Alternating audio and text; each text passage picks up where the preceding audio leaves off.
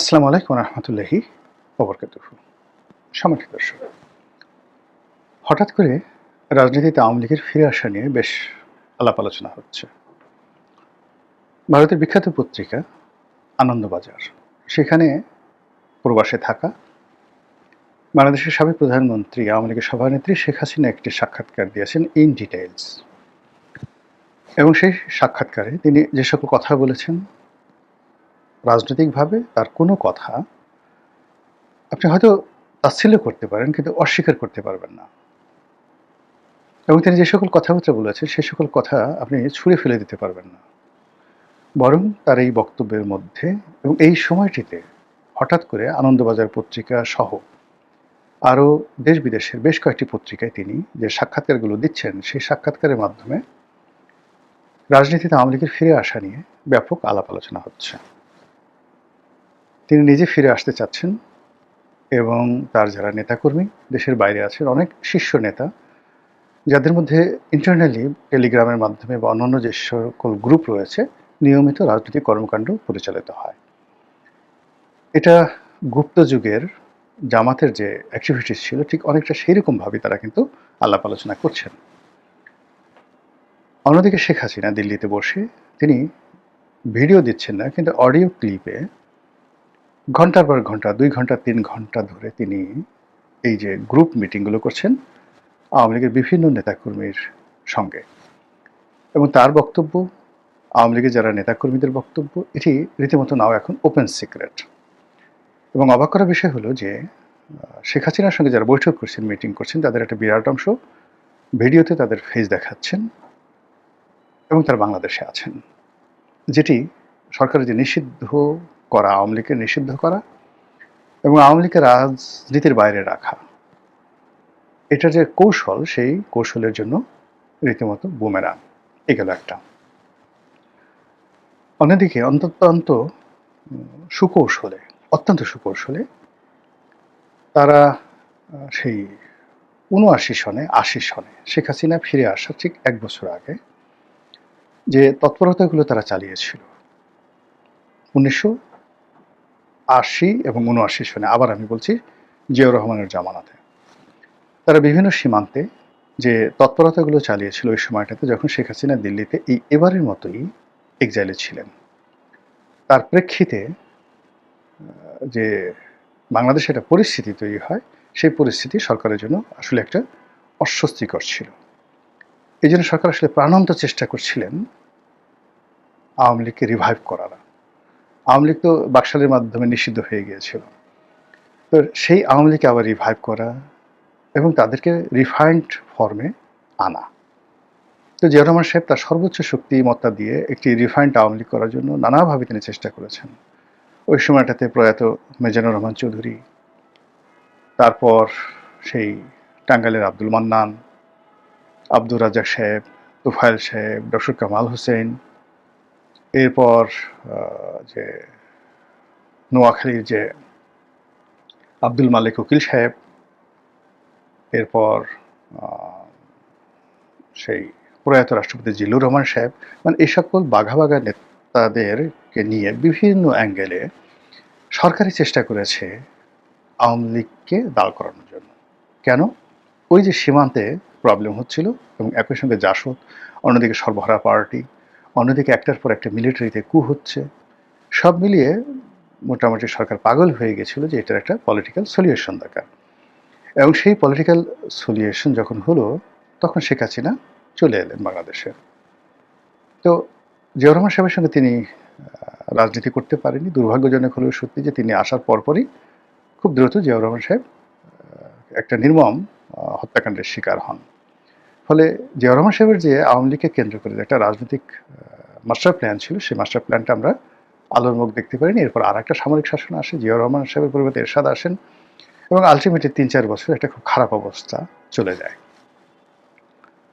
দেখেন তো, সেই ১৯৭৯ থেকে বা ১৯৮০ থেকে ১৯৮৪ পর্যন্ত, ৮০, ৮১, ৮২, ৮৩, ৮৪, এই ৪টি বছর বাংলাদেশের রাজনীতিতে যে অবস্থা বিরাজ করেছিল, আপনি একটু সাধারণ একেবারে খুব কমন সেন্স নিয়ে, এখন ২০২৬ 27, 28, 29 এই সময়টিতে কি ঘটতে পারে আপনি একটু 1, 2, 3, 4, 5 এইভাবে সিরিয়াল দেন, কমন সেন্স দিয়ে সিরিয়াল দেন যে বাংলাদেশে কি ঘটতে পারে।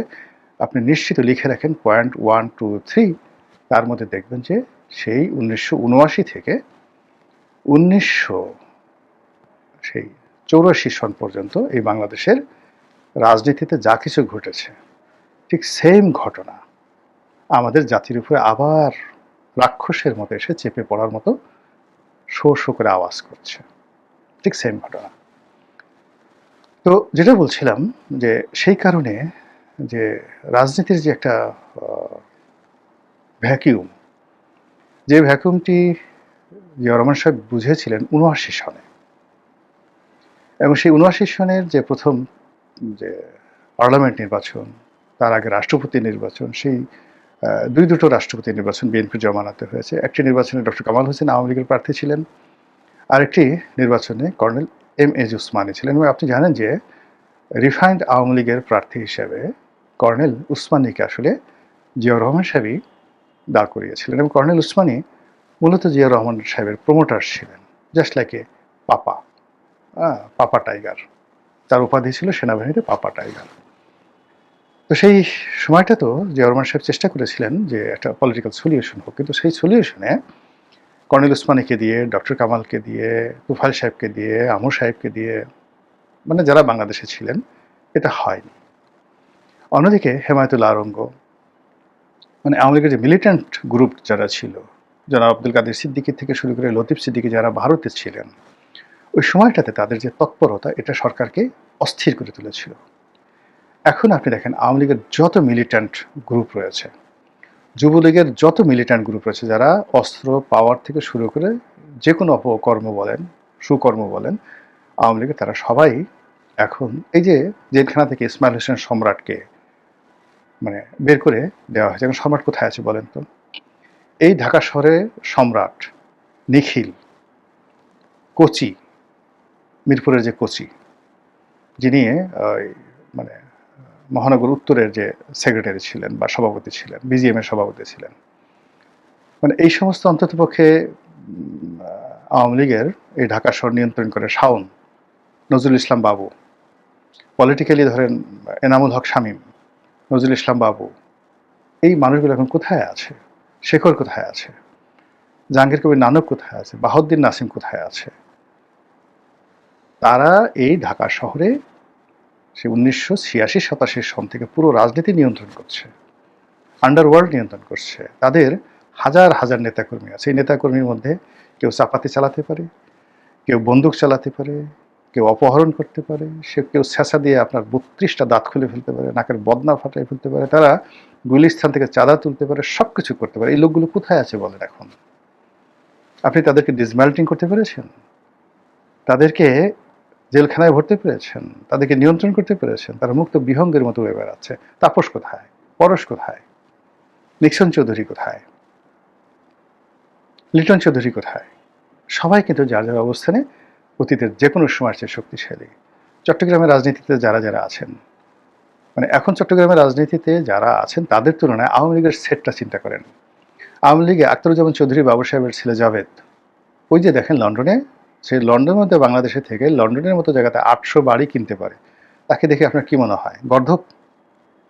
এবং সে এখনো যেভাবে বুক ফুলিয়ে সারা দুনিয়া ঘুরে বেড়াচ্ছে, আপনারা কি করতে পারছেন তাকে? শামীম ওসমান কোথায়? শামীম ওসমানের ভাই সেলিম ওসমান কোথায়? শামীম ওসমানের ছেলেরা কোথায়? সেই তুলনায় নারায়ণগঞ্জে যারা যারা আছে তারা কি শামীম ওসমানের পর্যায়ের খেলোয়াড় বলেন তো? আচ্ছা, শামীম ওসমানের বাদ দেন, এখন নারায়ণগঞ্জের পরে আপনি নরসিংদীতে আসেন, আপনি সাভারে আসেন, মুরাজ্জং কোথায়? মুরাজ্জং এখন যে কাজগুলো করতে পারে, সাভারে এখনও সে যেখানে আছে সেখান থেকে মুরাজ্জং যে কাজগুলো করতে পারে, সেটা কি এখন করার মতো বিএনপি জামাতের লোক আছে সাভারে? বলেন তো? চাঁদাবাজি করা একরকম, আর রাজনীতি করা ইজ টোটালি ডিফারেন্ট থিং। এখন কি করছেন, আওয়ামী লীগের যে সমস্ত লোক আবর্জনা, এখন এনামকে ধরেছে, এনাম, ডাক্তার এনাম। এনাম তো সাভারের কিছু না, নাথিং, জিরো। কিন্তু সাভারে ধরেন চেয়ারম্যান ছিল সাইফুল, চেয়ারম্যান থেকে সাথে MP হয়েছে। সাইফুল কোথায়?